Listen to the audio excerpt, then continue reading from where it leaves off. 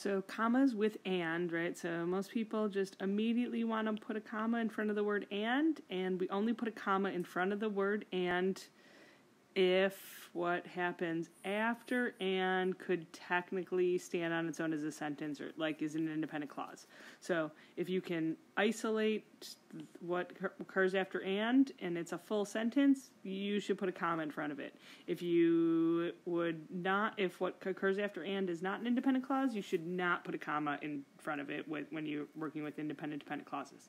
Okay, so don't focus on this. The consulting group initially created a business plan for the company, right?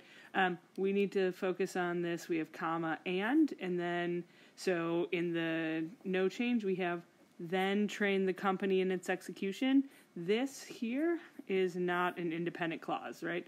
Since it's not an independent clause, we would not put a comma in front of the word and, right? That means that answer choice D is going to be correct, right? We just would say company and then train the company in its execution.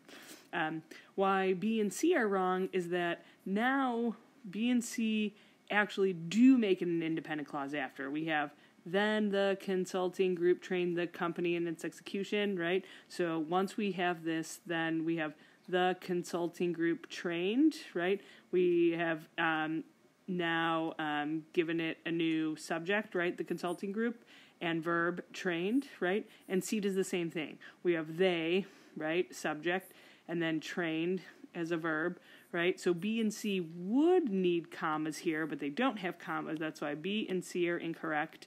And it would be answer choice D, right? Because it's this one is just dependent after, right? So we don't want a comma in front of it, and that would be answer choice D. So again, only put a comma in front of and if what occurs after is an independent clause or a sentence.